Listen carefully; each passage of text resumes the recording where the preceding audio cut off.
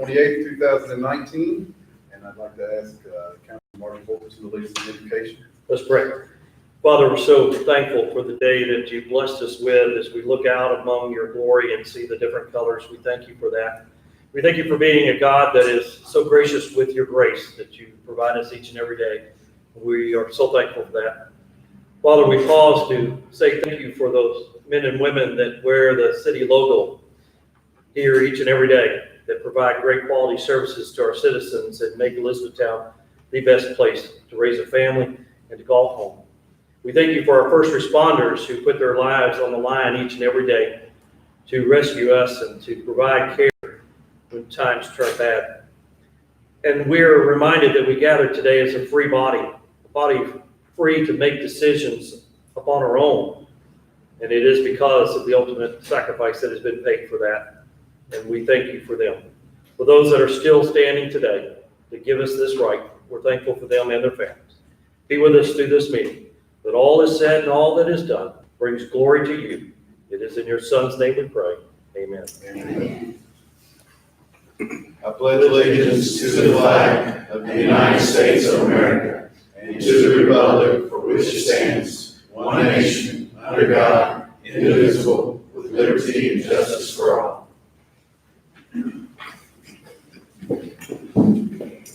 Okay, we got quite a busy agenda today, lots of things to cover, so we'll get started, and we'll start with the Lincoln Trail Health Department, Terry Bergen and Melissa Phillips.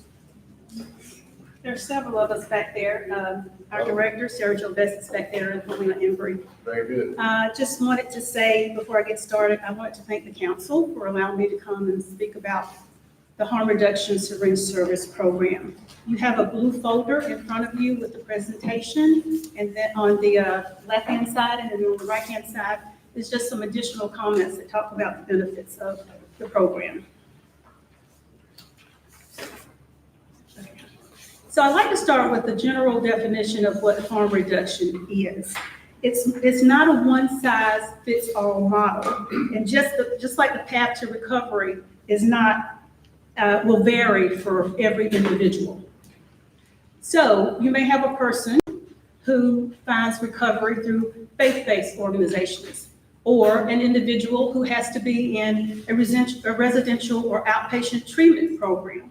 Law enforcement has a role in harm reduction. Hospitals, family and friends, all of these different things that are popping up on the screen play a role. It takes a village. It is a community effort. Harm reduction is just one of those. Harm reduction syringe service programs are just one of those. SSPs have been around and they work. SSPs have been around since the 1980s. They started overseas in Amsterdam. The United States had its first program in the late 1980s. They were done in response, both of these programs, overseas and here, were initiated to help fight infectious disease. HIV and AIDS epidemic more in the United States than overseas at the time. They have been heavily researched. This is not a new program. As I mentioned, it's in the 80s. It's evidence-based, and it has been proven to be an effective harm reduction strategy. A lot of folks, even though we have all of this research and all of the information, there are still a lot of myths out there about harm reduction programs. Many feel that it's just a program that enables drug use, and that is not the case at all. It's more than just syringes. When you walk through those doors, we test for HIV and hepatitis C. We administer vaccines. The hepatitis A outbreak is a perfect example. The majority of those individuals with Hep A had a risk factor of injection drug use. We also are a referral source to substance abuse treatment programs, mental health services. If they need other community resources, we provide that information to them so that they can get the services and treatment that they need. SSPs do not enable drug use. In fact, the data proves that people who are new to the program are 5 times more likely to enter drug treatment than those who don't use the program at all. And those who continue to come to the program are 3 times more likely to stop using drugs compared to those who don't participate in the program. Now that I've given you a basic, just very brief information data on harm reduction programs, I'd like to give you a real life example. Lincoln Trail District Health Department operates a harm reduction program in Nelson County. It operates 3 days a week, and it is staffed by Lincoln Trail District Health Department staff who have gone through harm reduction training. This is just some basic demographic information. We have, since its inception in 2017, July 2017, we've seen over 218 people for a total of 1,071 visits. The majority of our participants are white males that are the age of about 32, 33 years old. The majority have insurance, and about 40% of them are employed. Our syringe ratio, this is data from 2018 to September of 2019. August of 2018, our syringe ratio, so the number of syringes that we gave out and that was returned was 2.76 to 1. We've dropped that down to 1.58 to 1. Participants are required to bring those syringes back. Now, we don't operate as a true one-to-one program because that first visit, they come with nothing. So we provide syringes to them. They have up to 3 visits, and this is based off of other syringe programs that operate throughout the state. And that number has slowly decreased. We were at 1.64 in July, and it's dropped even further. If you look at the program results from the Nelson County Syringe Program, Service Program, we have increased the HIV and hepatitis C testing by over 30%. The hepatitis C HIV testing has gone up to almost 40%. We reduced program costs by 55%. We increased our treatment referrals by 60%, and treatment into the referral health department services have been increased by over 60%. What are your questions? Why didn't you start here first? Why did Nelson County get the program first? Well,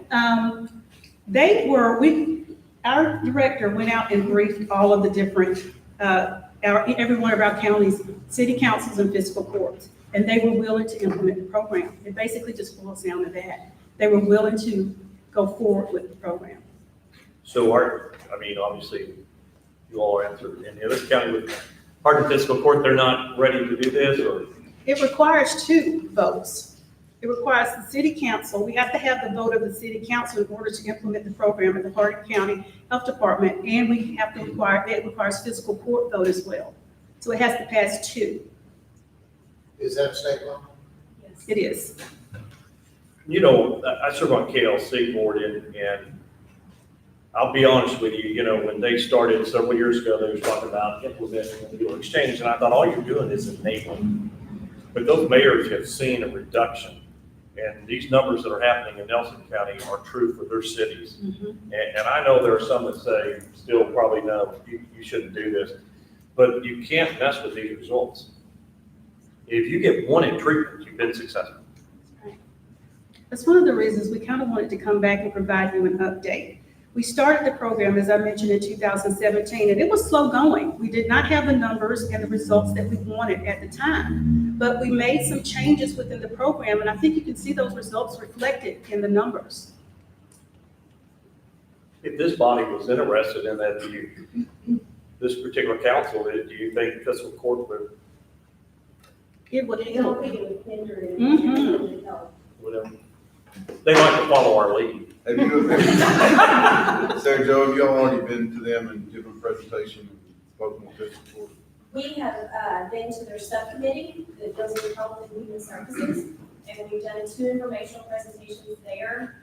We haven't been able to get past that.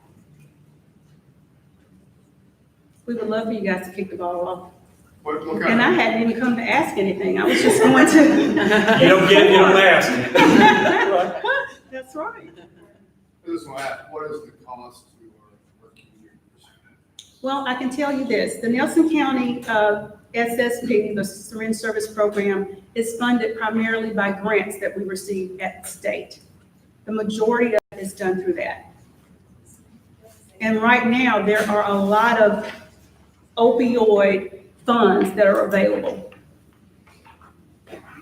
So how do you get the word out to the community that the program is available? They have to come into your facility. They would have, we would like to run it, our plan right now is to run it out of the Hardin County Health Department, which is kind of how it's set up in Nelson County. And we would have to market it. That's what we had to do for the Nelson County SSP. Business cards were created, and Melissa Phillips, who is the harm reduction specialist for Hardin County, would go around and visit those places where clients who would need this service will most likely be. And she would visit those, inform those businesses, legal cards where people would find them that might need the services. We would advertise through social media and any other media that was available to us.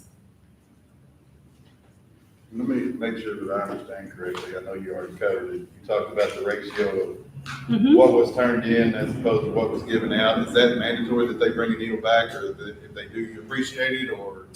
We create an environment where it is expected that they return their syringes.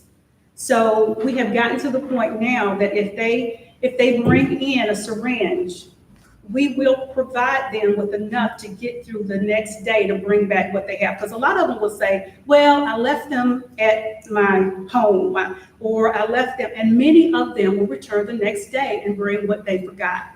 This population is so grateful for the service because a lot of times they are stigmatized by, I don't know, not all providers, but they cannot go to a regular doctor's office and have a conversation about their drug habit. So they talk to us, and when they get comfortable, we can then refer them to treatment. I like to tell you a story, and I know I'm going over my 2 Go minutes. ahead, you're okay. But it's not often that we hear about our clients that attend the program, but Cindy, when they come into the program, we don't know their names. They get a participant ID card based off some information, like their birthday and all that kind of stuff like that. So one of our community partners in Nelson County knew this lady who had come to the syringe exchange, and she had probably been coming to the exchange for 18 months. So she comes in because she's concerned about her health. A lot of times when they go to talk to their providers, they are, as I mentioned before, stigmatized, or they don't receive adequate care. And so she comes in because we talked to her. She is concerned about her health, and she can get the syringes that she needs in order to stay disease-free. So 18 months, we build a rapport with her, a relationship with her. She goes into treatment. She is now drug-free for over a year. She has her children back. She is working, and she is now contributing to society. Her drug use of choice was IV heroin. That's what she used. But that syringe program opened a door for her so that she could get into the treatment that she needed. So you all use that as an effective way to form bond a relationship, Yes. which builds trust, which gives you the opportunity to steer them in the right direction as far as rehab goes. That's exactly right. There's so many of them that say, I feel so comfortable here. I don't feel judged here. I can talk about my drug problem here. And that is not always the case. Do you have an estimated number for Hardin County As far as how many people are using drugs here? with needles? Oh, no, sir, I don't. I'm sorry. Just, yeah. But I can tell you, we do see some folks from Hardin County that have transportation, because a lot of them don't, will come to our syringe service program. And we know that we are finding needles in the community in various places. So the problem is here.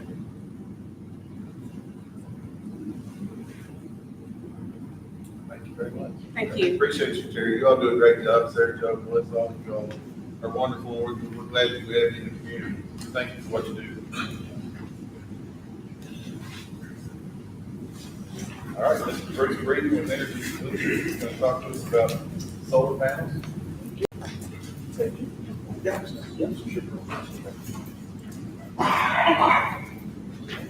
I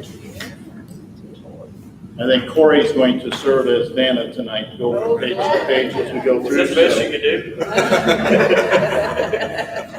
Mr. Mayor, Mr. City Administrator, members of the City Council, members of the audience. My name is Bruce Breeden. I have been part of Telamon Energy for several years. Just a brief introduction into the Telamon Corporation. We're about 2,000 employees, 10 locations in the U.S., including in Louisville, Kentucky, that you'll see on page 2 of the map. A little hard to see, but it's on your printout. And we are also just now opening one in Florence, Kentucky, also another warehouse. The corporate history has been in existence since 1985. The Telamon Energy business unit has been around for 11 years. What we do, we concentrate in 2 areas. We feel when it comes to energy, there's low-hanging fruit and high-hanging fruit, and the low-hanging fruit is LED. My understanding, Elizabethtown has already converted over to LED, which will reduce your average electrical cost overall for lighting by 50%, and it'll reduce your cost overall total about 12 to 18% by going to LED, especially if you can work with your utility companies and your street lights, and all the exterior street lights and stop lights are converted also to LED. You should be congratulated on doing that because there's several communities that have not gone to LED yet. The second area that we look at and concentrate on is in solar. We have currently now over 40 solar operations up and running in the last 11 years. We have 28 under contract and under design or under construction throughout the Midwest. We concentrate on the Midwest only. I suppose if a client took us out of the Midwest, we'd go. But right now we have work in Michigan, Ohio, Indiana, Illinois, starting in Missouri, Kentucky, and Tennessee. The biggest project was our first project you've ever flown out of Indianapolis in the last 9 years. There is a 20 megawatt solar project there outside the runways. It is 20 megawatts altogether. It is the world's largest airport solar operation. And yes, we're talking to UPS and Louisville about looking at their spots also. Our second one that is very important to us is Indigo. That is a rooftop operation, which is kind of quiet because in your case, you have ground available. I'm trying to briefly go through this so I can get into the nuts and bolts of your project itself. The other one we have is we work with IMPA, it's the Indiana Municipal Power Association. They do all the REMCs in Indiana and Ohio. We have over 62 megawatts with them right now in 12 different cities. And we're building 11 more cities for solar right now also. And our other big piece is water, wastewater sites. As you can see on our client list, there's a lot of cities and towns from small 200 kilowatt projects up to the largest one is 10 megawatts. So that's the history of the company, all the boring stuff. Let's get specifically into Elizabethtown, Kentucky. We've been working with Corey since March. We have done 4 alliterations of this project. I know it's difficult for the audience to see, so I apologize. We had a few extras to pass out. But this project, currently you are spending just under $250,000 a year for electricity only to operate your wastewater site, which for a community your size is about average, is what you see. You never want those things out there, the pumps to stop operating, et cetera. You get big problems real quick when it comes to flushing toilets throughout the city. So it's very important that the electricity stays up and running. This project, now after working with Corey and meeting with the mayor and the city administrator about 4 weeks ago, will now serve 81% to 83% of the total power you use. Or we'll start out providing just under $200,000 a year of electricity. The annual production, and this gets in pretty deep into megawatts and so forth. So if you have questions during the presentation, please ask. All alternative energy, wind energy, solar energy, et cetera, is created in a DC or direct current basis. No one in the United States, other than some industrial TDA still, but almost everybody uses power on an AC or alternating current basis. There's a piece of equipment that once the power is created in DC, that converts the power from DC to AC. It's called an inverter, kind of a creative name. And that uses about 30% of the generated power to change that over from DC to AC. So you'll see at the top of the Helix scope, page 1, go back one please, Corey. There at the top, it's 1.8 megawatts in DC, which will create 1.5 to 1.6 megawatts of actual power that you can use on an AC basis. The inverters are now guaranteed for 20 years. The solar panels are now warranted for 25 years, and they'll last for 35 years. If you go down to that annual production, or no, stay on that, go back one page again. In the bottom left-hand corner is something that's really important, because everybody says, oh, we're not in Florida, we're not in Arizona, solar doesn't work very well. That shows you a month-by-month basis of what we're going to create during that period of time. Kentucky does not have a net metering law. It's not allowed here in Kentucky. But what we'll do is net metering, Ohio, Indiana, Michigan, a lot of states out on the West Coast, net metering is when you produce more than you use, you put a bi-directional meter in and the meter literally runs backwards. So you get credit for that extra energy that you create. That's why we designed to 80% for Kentucky, because if we over-generate, you don't get credit for that. It's just giving the utility company free energy. So that's why we come in at 80%. You'll see, obviously, everybody would anticipate from May until September, although this year there was a lot of days in October, we're still generating a lot of power. The least amount of power, as you see on there, is December. But we're still generating over 55% of what we generate during the summer. So that's a month-by-month anticipation of what you're going to create. As I said, the annual production is 1.8 DC, 1.5 AC. You go to the next page, the way, working with Corey and the mayor, the layout, the top, one more page, I'm sorry. The very top of your property is flat ground. There's pipes running under it, but the pipes are 12, 15 feet deep, so it does not bother solar at all. There is no plans for any future development of that part of the ground. On the next page, shows a more close-up of that same design. The panels are angled at 37 degrees because your latitude, our longitude is 37 degrees, so we do it basically as you go at Evansville, Indiana is at 38 degrees. Central Indiana, North Indiana, Southern Michigan is at 39 degrees. I've got one being built right now in Traverse City, Michigan, that's at 42 degrees. So we tilt the panels based on your latitude to get the most sun on a year-round basis. The most important thing is the next page, the last page. The total cost for this project using 380 panels, and Mr. Mayor, this is a change from what we had before. When we started back in March, and this is how quickly the industry is changing, the common best deal for the buck was a 350 panel, meaning a 3 foot by 6 foot panel would produce 350 watts when the sun is at its highest. We are now on the same price for almost a little bit less money. This total project went down $20,000 by using 380 panels because we don't have to have as many panels. So now this project is to use 380 watt generated panels. It is a total of, it's almost too small for me to read, 1,400 panels altogether, I'm sorry, 4,644 panels altogether. The cost is $2.8 million over the 25-year, and the key to that is if you choose to pay for it, which we've shown different options, if it will be approximately 11 years, it'll be paid off. At the end of the 25 years warranty to the project, you will be returning to the community $4.58 million after you pay for it over the 25-year cost of the project. Questions?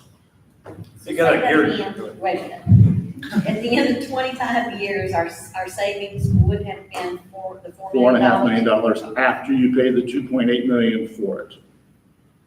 So those total savings would be 6.3, 7.3. And then in 25 years, you'd be ready to replace it. Well, they work for 35 years, but they're warranted for 25 years. There's a lot of our competitors will go ahead and show you a 35-year payout.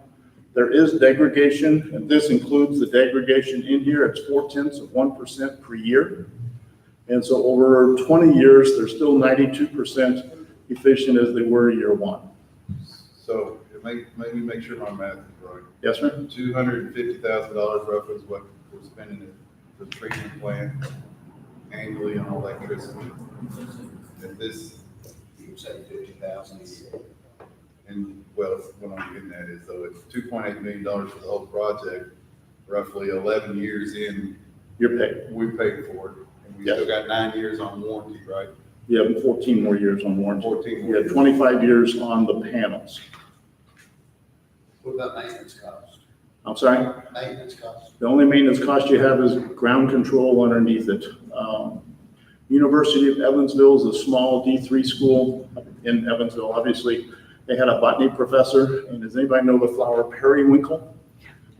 Periwinkle does not get higher than 10 inches, and it spreads to a 30-inch circle. So what we have there is he tore all the grass out and planted periwinkles. He had a group of senior students that volunteered and put them in, and it's covered everything.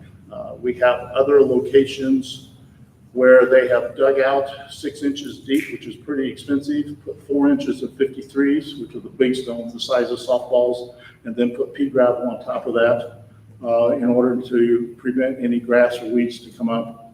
The only maintenance cost you have, and the panels, about as high as this is, you can mow underneath them, but they're about 30 inches higher than the ground, and you mow them 2 or 3 times a year. And that's really the only maintenance cost. We recommend we have with a system, Corey or whomever the head guy is at the utilities, will get an email from the inverter, and the inverter will say, hey, I'm not feeling good today, there's something wrong. And it may be a loose wire or whatever, but it'll tell him what the problem is. In the first 10 years, you call us and we'll come down and take care of it. After 10 years, by then, if you're gonna have problems, it'll be in that 15-year period of time. So, but no, there's no actual warranty. Every once in a while, we'll send a guy down. If you've had really bad wind, we'll send a guy down with a lug wrench and go around and make sure all the bolts are tight. We've only had one problem with the 42 we have up and running now. We had a tornado hit south of Chicago. That was a junior high, or middle school, I'm sorry, I'm showing my age. Was a junior high that had a 1 meg solar farm on it. It was in its 3rd year, and it took out the back 3 rows, and it didn't damage the panels. It twisted the bracing underneath the panels, so we had to replace the bracing. But that's the only problem we've had with them in the years we've had them up and running. I assume the way you kind of phrased the statement, if you decide to pay for it, you probably have a finance plan if we don't want to pay. We do, it's 2.3%. I was able to get Fifth Third Bank, Fifth Third is you have the Department of Energy. Obviously, if you choose to go forward, we will submit the grant application for you, but the federal DOE has a grant available for municipalities and not-for-profits. It's like $150,000 a year, but it's better than nothing. That grant application is due in January and it's awarded in April. And it's intended that you would bill during the fiscal year that it's awarded. So we would do that grant application for you. It's not included in this financials, but it's KeyBank. I apologize. KeyBank is the #2 lender of solar projects across the country. They have an earmark of $4 billion that goes into energy saving concepts. And they Corey was able to get for me from, I believe, Ed or the CFO, whoever, somebody gave us your credit rating at AA, A minus, I think it was, We're not there. AA2. And based on that, their anticipated interest rate would be 2.3%, up to financing all of it, or financing at least 50% of it, was the proviso they put to it. They don't want to have you pay 90%, they only finance 10%. And that's over a 15-year period of time. The reason why I ask that question is if a community has, and maybe you can answer this question for me, but if the community has the money to pay for it, or if you've got favorable financing terms, and that after 11 years, you get your money back, and for the next 14 years, you're saving a total of $4 million, tell me the number one or two reasons why communities don't do this for their high consumption facilities. In other words, why do people not do it? 2.8 million scares people at times.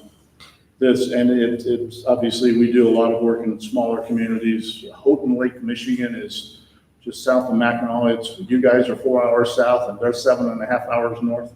I'm up there every other week, and it was the same thing. The city council, in that case, the town council, had a difficult time, in their case, spending $1 million.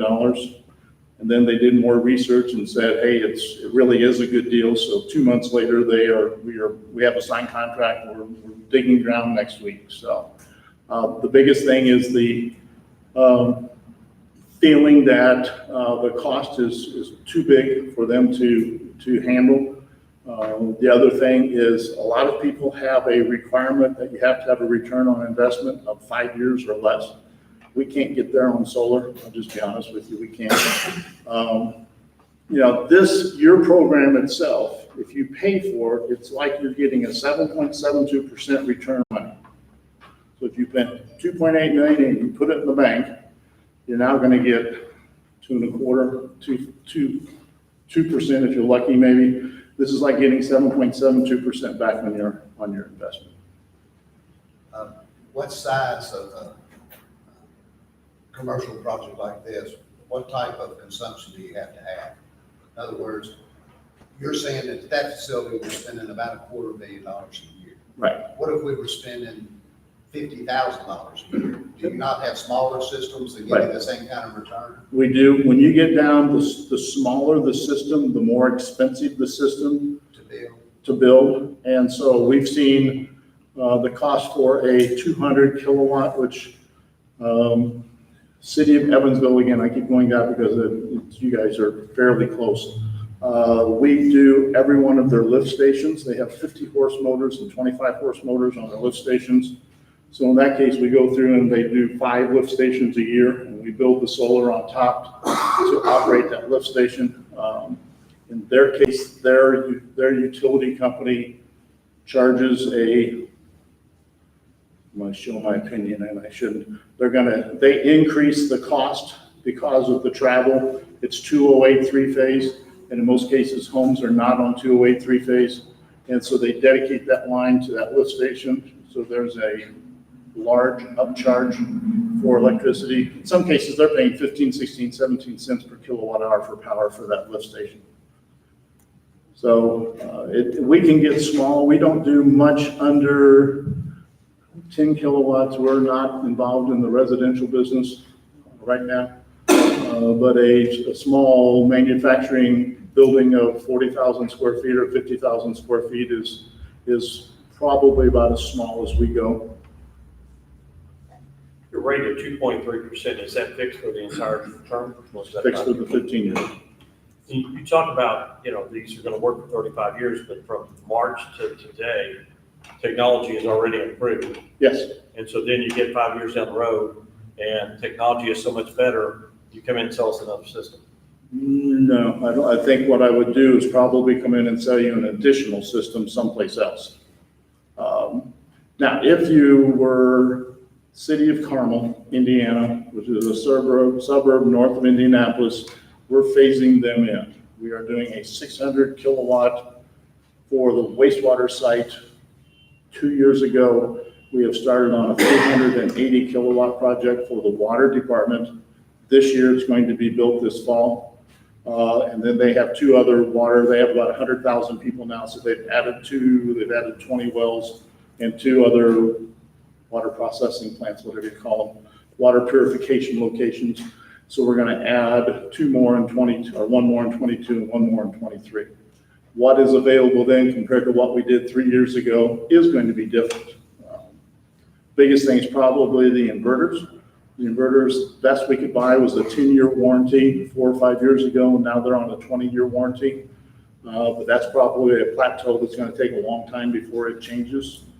There are goals by 2025. The DOE has a goal of trying to hit a 450 watt panel in order to increase, obviously we all know solar panels started with NASA to operate and energize the satellites and for the NASA's space guys. And so as of that, they were 3% efficient when they first started. We're up to 18, 19, 20% efficient. We're pretty plateaued now. And it's gonna be a large change to get up to the 24 to 25% efficiency. So are things gonna be different 3 years from now or 5 years from now? I'm sure they are. What that difference is gonna be, I have no idea.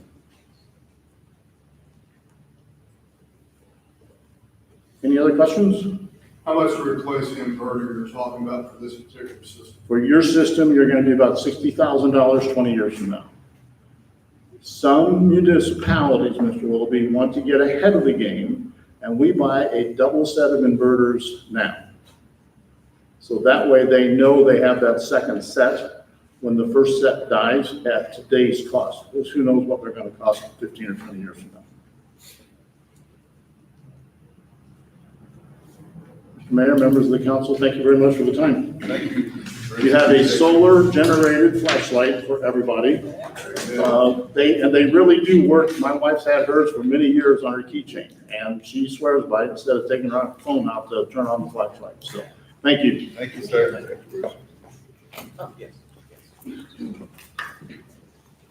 Ready, Chris? I am. Chris Cotton, 5253 Design Group, going to speak to us about Pritchard Community Center renovation. Good evening, everybody. We want us to move up. I think so, otherwise you're going to strain your neck. What we've got to look at tonight are the 90% construction documents for the Pritchard Center renovation. We had a really good meeting last week with Scott and Seth and got some details worked out, and we feel like we're in pretty good shape as far as the drawings go. So, My bad, Eric. I didn't know. So we'll do a quick review of this. I'll apologize in advance. Graphically, they're going to be very boring, just like all CDs. But the project's exciting, and we're, like I said, we're in good shape. And there's an element of this project you haven't seen yet, which is the front elevations. Do I have a clicker? No, sir. No? Okay. They had Eric. I got Eric, okay. Well, as you all know, I presented here, I don't know, I think it was 6 months ago or so, and different pieces of the project, and there was some discussion, and Scott came back to me and he says, Chris, we need a $2 million project or less. And I said, okay, we'll start the chainsaw up. So we've done that. We feel like the scope of the work that we have defined now is within budget. We're working on the final CD budget now. And again, this is a set of documents that we reviewed last week. Feel free to ask any questions at any time. Eric, I guess just these are the structural documents. The one thing that you will probably want to know about the structural documents is that we will have to provide some special inspections for this project, even though it's just a renovation. We do have a canopy that's going to go out on the outside, so we'll have to provide some special inspections there. Structurally, that's really about it. fairly simple project. Let's flip on through these before everybody falls asleep. All right, let's move on through that. That's a foundation plan. Just hold it here. Back up one if you don't mind. This is a structural plan for the 2 canopies that we're going to be adding. The portion on the right is a main canopy that will extend out to the parking lot. We'll have large columns there, and then a little gray section on the left is an infill of the existing roof, and we're going to bid that as an alternate. That will provide a covered area outside those doors, right outside your main activity rooms or convention space. Let's move on through these. Go through that. Existing plan, go on through that. Here's the demo plan. The gray areas are areas that we're going to be doing most of our work. As you know, the main reason this whole project came about was there's sewer problems with the existing line there. So we're going to be renovating all those bathrooms, putting in new sewer line out to the sidewalk there where the tie-in will be. We're going to make all these handicapped accessible, and just deal with these little issues that the building has had that just nobody dealt with years ago. But most of our work is there in the gray, as far as cutting up slabs or replacing slabs. Move on through this. All right, this is the sheet. Let's move past that one. That's last week's. All right, here's the new sheet that we've been working on since last week. We've made a few changes. Do I have a pointer? Red pointer? No pointer? Okay. All right. Solar flashlight. Got a solar flashlight? Yeah. I should have brought my own pointer in. I should have known. All right. So anyway, we're coming in the main entry there. We're going to have a new cover there. We're going to have bathrooms that will be available to both of the assembly areas now instead of just one. And some of them, the ones on the north part of the page, will be accessible from the lobby and from the assembly side. The ones on the south part of the page will only be accessible from the assembly side and not the lobby. We're adding a new vestibule. We're adding a new control point there. We're doing some minor renovations to the office areas. In the 2 small conference rooms that you're probably familiar with that are wrapped in wood over on the right, right now we're showing a kitchenette to be added in there into both of those rooms, and we're going to add a fireplace into the north one on the top. I think we're going to bid those as alternates for this project because those are fairly expensive sinks. We're going to cut that slag and drain it in and out of there for both of those, all the way over to our main new trunk line that we're putting in. So we're going to bid those as alternates, and you guys can make a decision on them next time. Again, this new trunk line that we're running all the way through the building there goes into the existing kitchen up there. We're going to put in a new grease trap. We're going to plumb some of the existing plumbing up there. And that's the gist of the project. It's mostly plumbing. You're going to spend, $2 million, and it's going to look fairly different from the outside and a little bit different in the lobby area. We're going to update the flooring options since you got to cut it all up. But it's just handicap accessibility issues and plumbing issues that you got to deal with. Let's flip on to any questions about the plan? It's the same plan that we have. In the bottom corner, where you add bathrooms? Yes, sir. Is that what's going on in this corner? Okay, in this corner, we're adding an existing bathroom, which is on the vertical there, but we're adding a small kitchenette, or actually a large kitchenette that will serve that assembly room. So that's part of that work. And then we have a large janitor closet that is also on that part of the work. We've added a break room in for the staff. We've moved vending over towards the back. Let's flip on until we get into some elevations. Keep going, keep going. Hold it right there. Well, almost impossible to see. All right, you can see the most important part, and that is the canopy that we're talking about out front.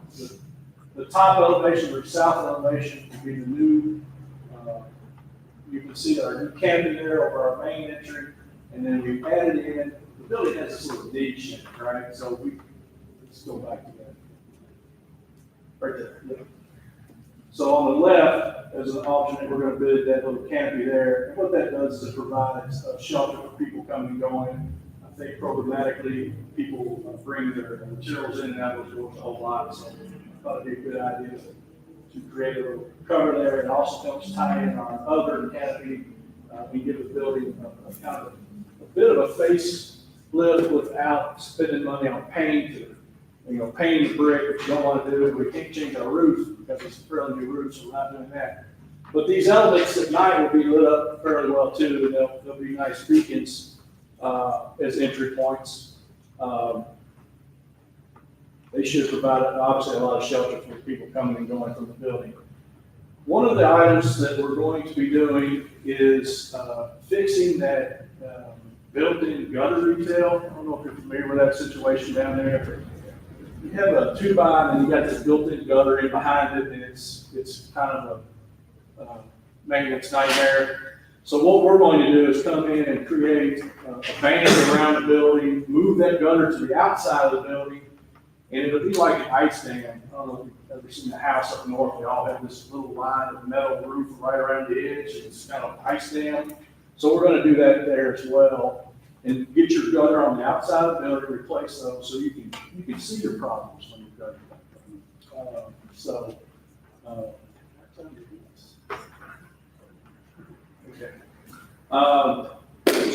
the roofing material for the canopies right now is Calwall, which is a translucent material. That's been around for generations. So that's what we're thinking for those canopies. Any questions about the elevations? Again, we think that these elements will lighten up the building because everything there is brown. You got brown trim, you got brown windows, you got brown brick, you got brown roof. So hopefully we can lighten this building up a little bit, make it a little more attractive to some of these materials and elements that we're putting on. Okay, no questions about the elevations? We'll move on. There's a building section. We're just trying to figure out ceiling heights and HVAC issues. Door schedule, not finished yet there. But like I said, these are our construction documents. Let's move on through this. Enlarged plans of the bathroom, so we make sure we get all our handicap accessibility stuff correct. Casework in the kitchen. All right, plumbing. Here's the main item about plumbing. We've already talked about that line you see running all over the building. That's what we're replacing. That's what's causing this problem. Right? That's why we're going to tonight, because that thing is in fairly bad condition. There's apparently water jetting all the time. So these are the plumbing drawings. Let's move on through these. Mechanical drawings. All we're doing is basically relocating elements that are there because our bathroom is pretty much lining up with what was there. So we're going to go up, cut, and bring out new diffusers and grills. So all that will look new and be tied in as new project. Electrical. You don't want to ask your architect about electrical, so let's move on through that. But like I said, just keep on going. Here's what I know about electrical. We're going to be asking for a price to redo all the lighting in the facility to LED. And that's part of our budget that we've talked about. But that makes you nervous. It's kind of a big ticket item. So as I was talking to Cindy earlier, we have our base project scope of work, which is the bathrooms and those things, and then we're going to have some alternates to give us some options on big day. So we're not going to come into this thing with one price only and kind of go on. So that's electrical. Let's flip on through that. Again, electrical drawings. Like I said, we're about 90 to 95% complete. Leave it there. Probably need to update my picture, but questions? Are we doing anything with the HVAC system? What we're going to do is just basically relocate the supplies and the exhaust at this time. We're not going to be adding any HVAC system because our space is pretty much the same. Same, okay. But I think you got a fairly new system. in there, so. We will be doing some control work, if I'm not mistaken, Scott, some control work. Yes, I was gonna ask, Scott, are you putting that control on here?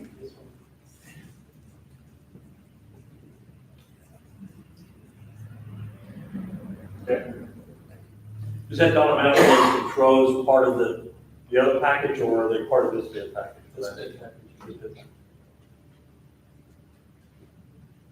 And per our conversation earlier, Chris, this project, once it's bid, we're anticipating it to be completed in 3 months. Oh, yeah, what's up? Let's go ahead and talk about that. Okay, so, we were given 3 months that the, community center is looking at not scheduling any, activities. So what we've done in our schedule is we plan on wrapping up the drawings here in the next week or so. Get this thing bid about the first part of December.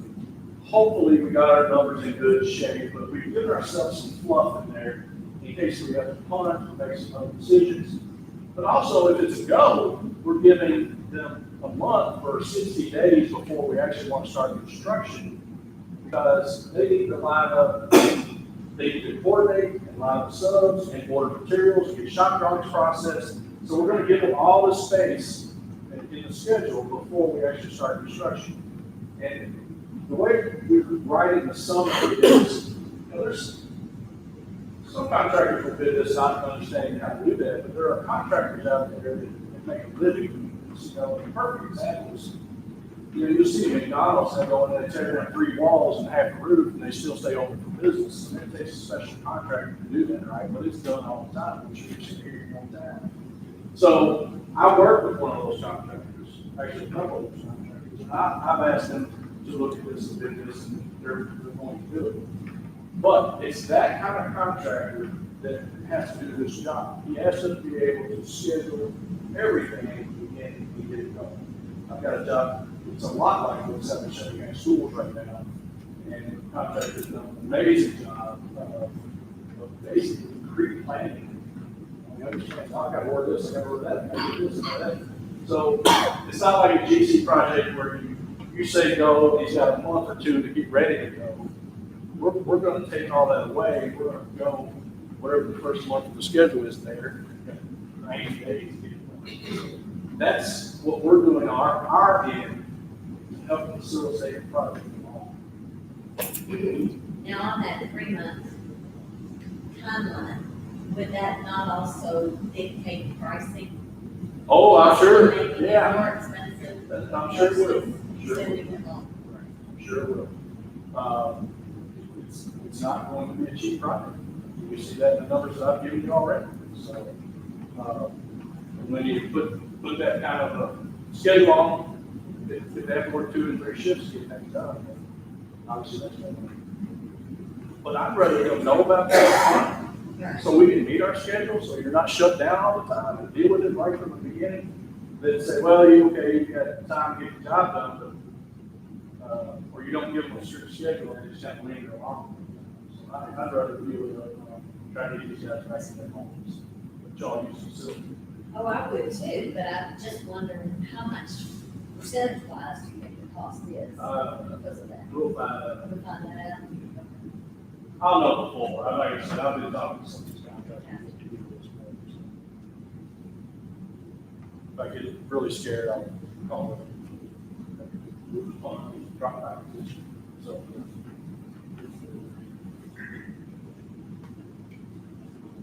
Any questions? There's also a generator or a transfer switch in the project, so you can use the project for emergency issues. Yeah, if you like to do this, control the market. I believe so. I believe that's the discussion.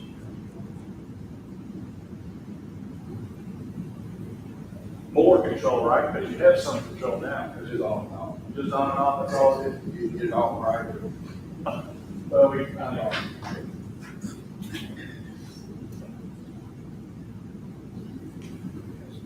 We're gonna put new finishes in the gym space, new flooring in there. There's such a variety of people that use those gyms. It would be, that's for sure. It's an ultimate multi-purpose, multi-purpose. So I'm trying to say.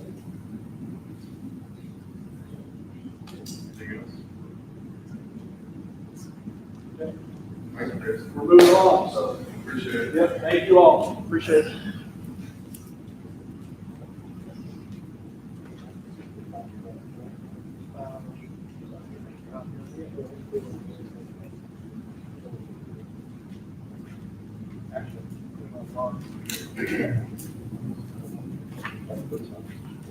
What you could do.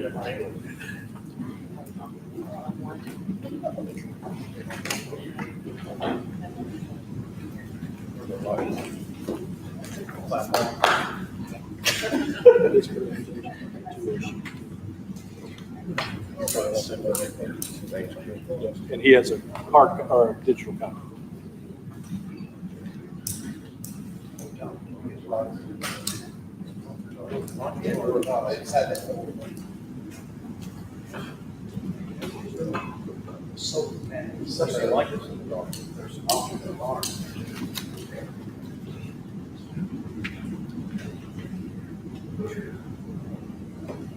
Can't dim these. Matthew, you're up, my friend. I don't know if you wanted me to go in the lighter and dark, so I'm saying. We get sold. Good evening. Basically, just wanted to come to you tonight and give you all a heads up on a project that we're getting ready to bid. We've got a shorted out gas line out at Chalupas. It's crossing 62. And normally we would use our annual contract, but we've been struggling to get it done with the annual contract. So with this one, we were actually going to package it up and send it out to bid and see what we got. But you basically got about 185 foot of 8-inch pipe out there that needs to be replaced. So just wanted to bring it to you so that when we act, it would be a surprise to you. Everything's a surprise.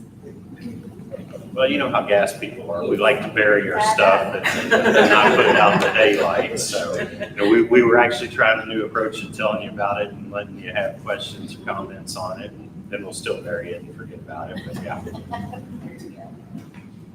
Any questions? Thank you much. Very good job. Don Hill is going to talk to us about fall leaf disposal. Mayor, council, good evening. I come bring some information to you tonight to the public. We'll talk a little bit about fall leaf disposal, collection. And obviously, over the last few weeks, you see leaves have fallen. We live in a heavily wooded area, a little bit more so than some. Also, it affects your allergies.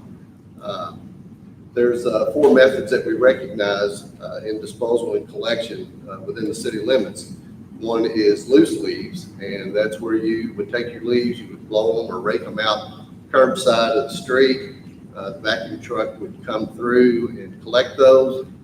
We ask that you keep them out of drainage ways, not block any drainage structures.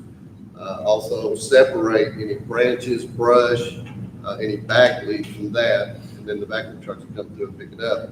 If you choose to use clear bag method, then we ask obviously clear bags. Ask them to limit the weight to 50 pounds. If you're having trouble finding them, you can buy those or purchase those bags at the Department of Public Works at 301 Waterworks Drive or at the Pritchard Community Center. And we charge $3 for a roll of a 25 or 27. And then, I'm sorry, or $3 for a roll of 25. $27 for a case of 250. And so that, again, at 301 Waterworks Drive, Public Works, or at the Pritchard Community Center. Obviously, some people choose to mow or mulch their leaves and just leave them in the yard for compost, or they might collect them, use them to fertilize their gardens or flower beds. And then the last is if you choose to have a private hauler, obviously it needs to be generated from within the city limits of Elizabethtown. We will take those. at the Department of Public Works at 301 Waterworks Drive, and there is no charge for that. You just bring them and we'll process them and dispose of them. The areas, also, I'd like to describe those areas because the city is still divided up into 5 areas.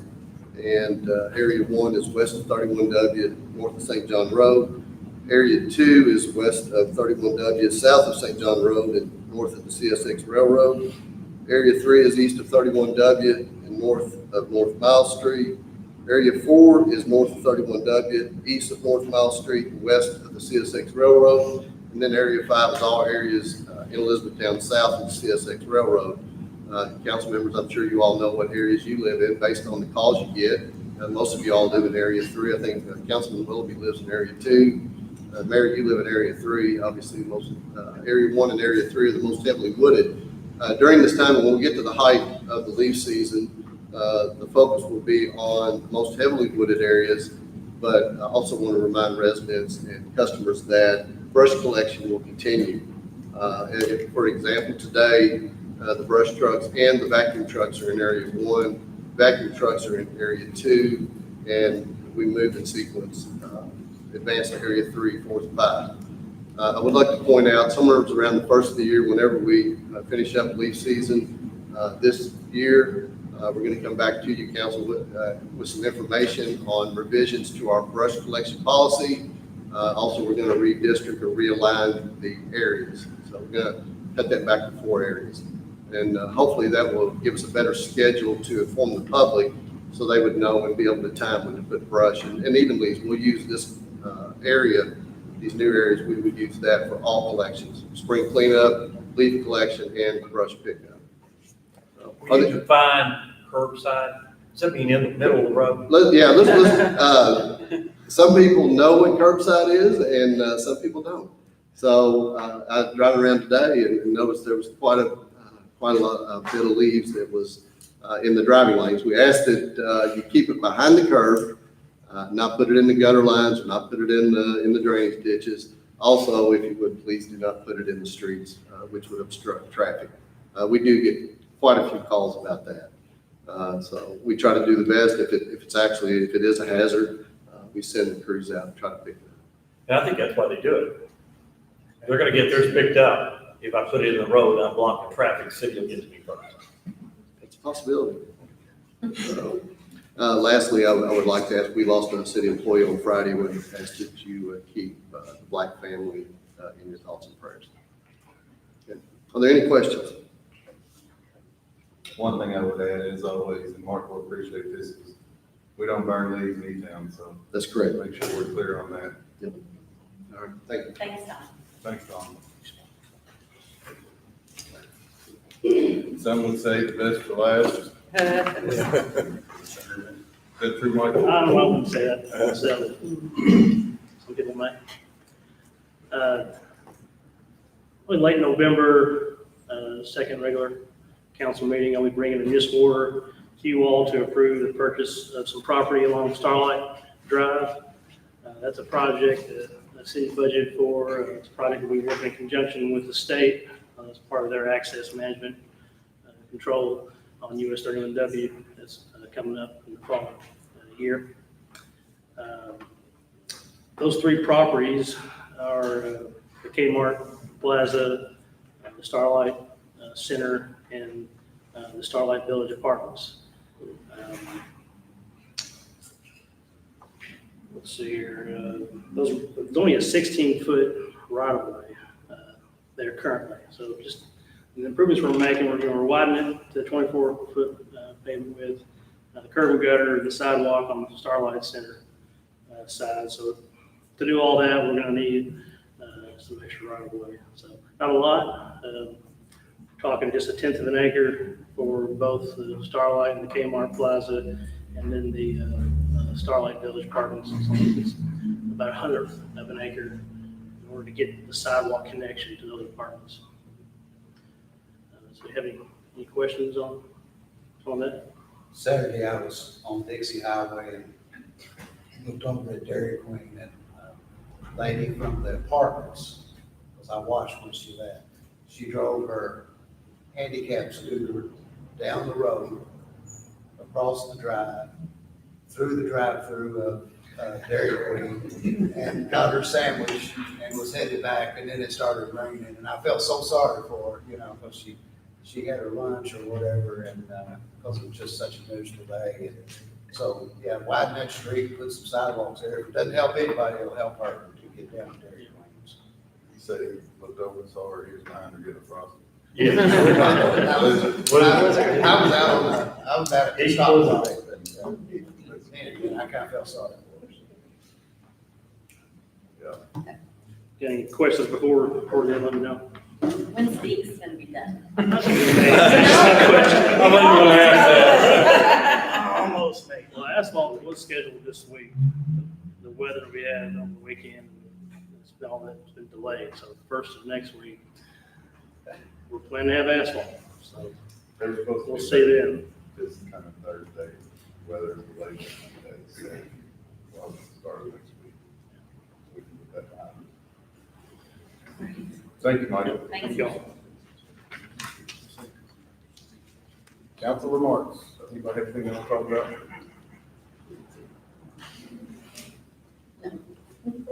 Everybody good? You know, Jeff, it's been a week, it doesn't seem like it, but it's been a week since, saw you up at the funeral home, but, Walton Howard's funeral.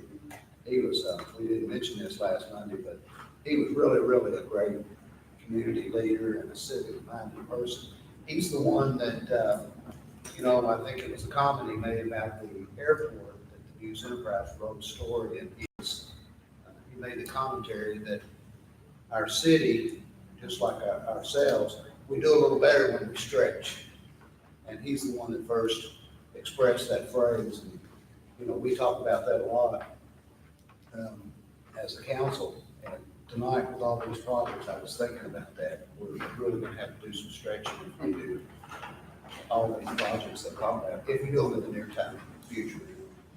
So, in any event, he'll be missed, and of course, it wasn't too many weeks before that his banking partner passed away.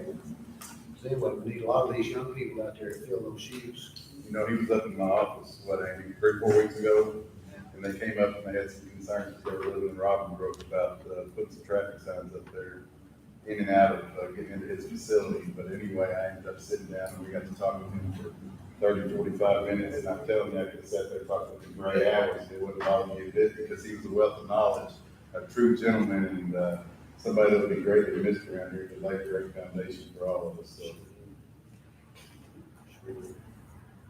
anything else? With that, we'll be adjourned. Thank you all.